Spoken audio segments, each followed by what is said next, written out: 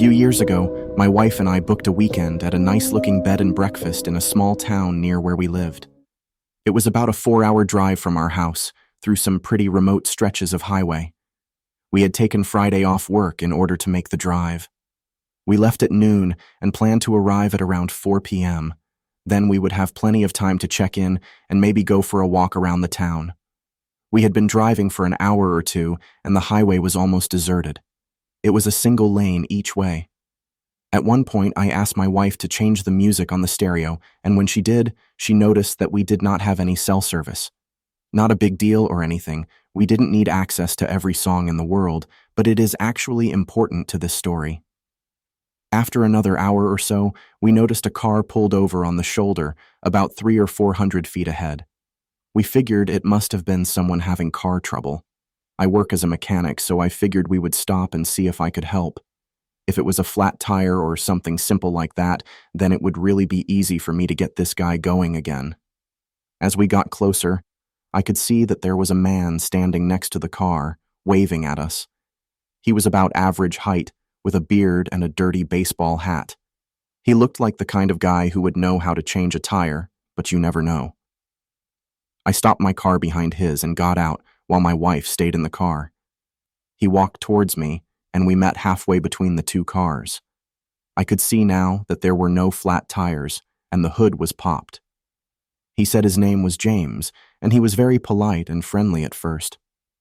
I'm sure he was relieved that someone stopped to help, since there was no cell phone service on this stretch of road. We talked for 30 seconds or so. He must have thanked me 4 or 5 times for stopping. Then he simply asked me for a ride to the nearest town so he could call for help. I told him that I was a mechanic and that I would be happy to take a look. I added that oftentimes it's something simple that can be easily fixed, and we could save a lot of hassle.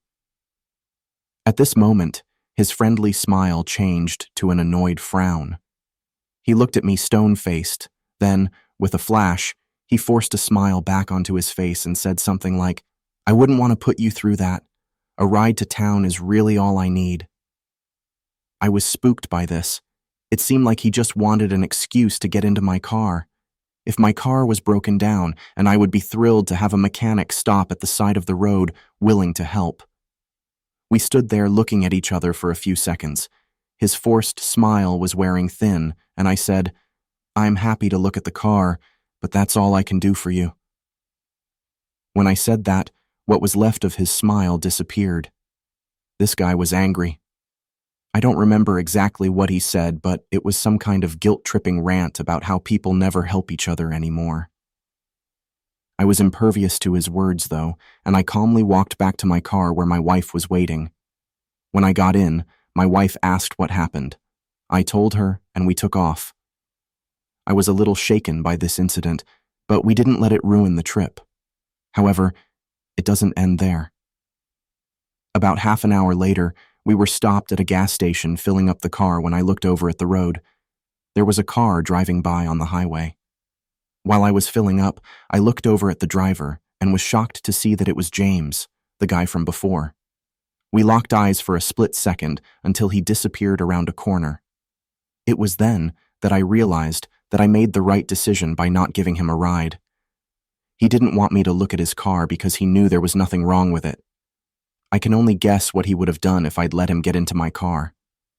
My wife didn't notice when he drove by, and I decided not to tell her right away because I thought it might ruin our trip. We ended up having a really great time, and we never ran into James again. However, I worried that he will try this trick on someone else and they may not be as lucky. I drove my car across the country a few years ago.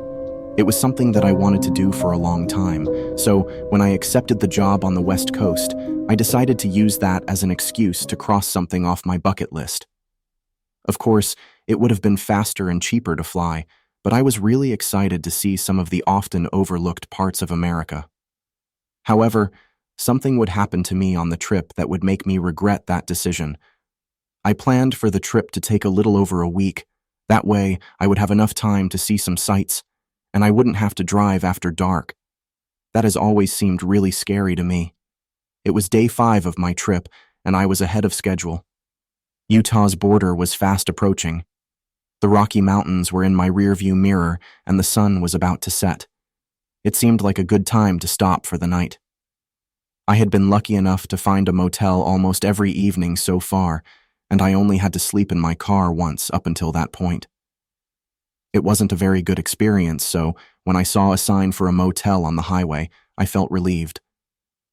I turned off at the next exit and followed the signs until I reached the motel. The bright neon sign stood tall in front of the parking lot. The sun almost sat behind it. It was a single-level building that was wrapped around the parking lot in the shape of an L. I drove my car past the sign and parked in one of the many empty spots.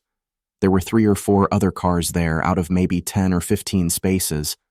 I walked to the office and rented a room for the night. Then I made my way to the other side of the building where my room was. When I walked in, nothing struck me as odd. It was a decently clean place with a bed and TV. What more could I ask for? One thing that I did notice about the place was how thin the walls were. As soon as I stepped into my room, I could hear my neighbor talking. Must have been talking on the phone, though, because I could only hear one voice. It was sufficiently muffled by the walls that I could only make out every 5 or 6 words, though, so I didn't really know what he was talking about. It was a little annoying, but only a mild inconvenience at this point.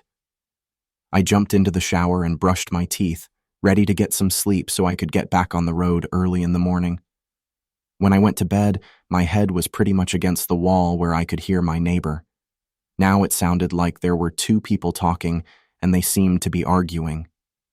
They were definitely 2 men, and although I can't be sure, I think I heard a few words in their muffled conversation that are slang for drugs. The talking continued for some time, and it seemed like the intensity was building. After a while, they were in a full-on shouting match, and I definitely heard some swearing. It was so bad that I almost called the police, but I decided that it was none of my business. Then something happened that still sends chills down my spine. I heard the loud, thunderous sound of a gunshot, then silence. I jumped out of bed and hit the floor. If the walls were thin enough that I could hear talking through them, then I doubted they would stop a bullet. I lay there for a few minutes and heard nothing. I was pretty sure that it was safe, so I got up and dialed 911. I guess someone else had already called because I started to hear sirens before I even told the operator where I was. When the police arrived, they asked me some questions. I told them what I could about the conversation that I'd overheard, and then, of course, I told them about the gunshot. I then found out that the bullet had gone into the ceiling and nobody was hurt. I guess it was some kind of warning shot. Both guys must have taken off after that, and I never found out what happened to them. I lay awake for the rest of the night. Sleep was out of the question, and I started driving again as soon as the sun came up. It wasn't long before I made it safely to my new home. And although this incident could have been much worse, it does find its way into my thoughts from time to time. After my second year of college, I finally bought my first car. I could never afford one when I was in high school, but thanks to student loans, I was finally able to get my hands on a used Toyota Corolla.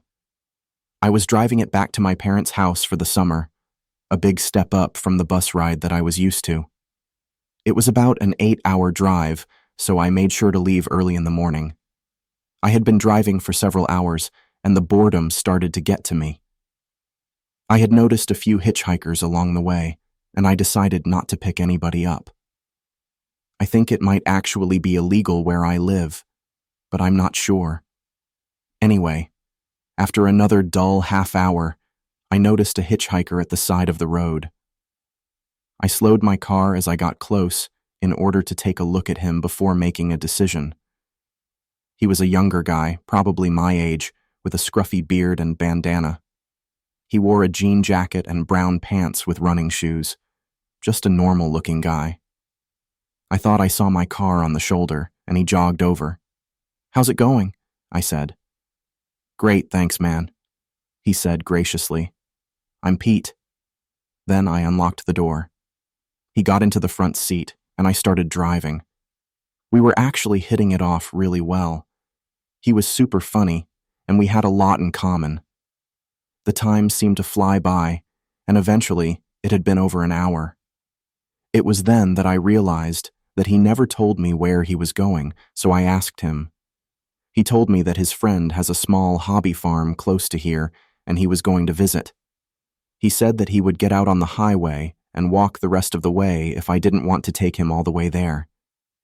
At this point, I felt like the two of us had become friends, so I had no problem going a little off course in order to save him hours of walking. I told him that I'd take him all the way to the farm and that he would just have to let me know where to get off the highway. We continued driving for a while, and eventually he told me to take the next exit. I followed his instructions, and he continued to direct me until we were on a pretty remote dirt road in the country. We were surrounded by cornfields, but it all seemed like a large-scale commercial farm, not the small hobby farm that I was expecting. "Are we in the right place?" I asked. "Yeah, this is it," he said casually. "What? Where is it?" I prodded. "We're here. Just let me out," he insisted. I brought the car to a stop, and Pete quickly got out without saying a word, not even thank you. Then he started walking down the road away from my car. This had me confused. We were in the middle of nowhere. This couldn't possibly be where he wanted to go, but what do I know? Although I was a little put off by his rudeness, I turned my car around and started driving back the way I came. The country road had been empty until now. I hadn't seen another car or person or anything. However, that was about to change. As I was making my way back to civilization, I saw a truck on the road, a black pickup truck. I'm not sure what make or model. It was stopped in the middle of the road, blocking my path. I was confused at first, but then I saw another truck approaching from behind. That was when I realized that I'd fallen into a trap. Pete must have been in on it. I had only a few seconds to decide what to do because the space was closing in on me quickly. I looked left and saw nothing but cornfields. I looked right and also saw more cornfields. But in the distance, the highway was just barely visible. I thought that I could probably make it there through the field, so I turned right and started plowing through. My vision was completely obstructed by large stalks of corn, but the highway was a large target. If I kept going straight, then I would get there eventually, I thought. After a few minutes in the field, I did eventually reach the highway.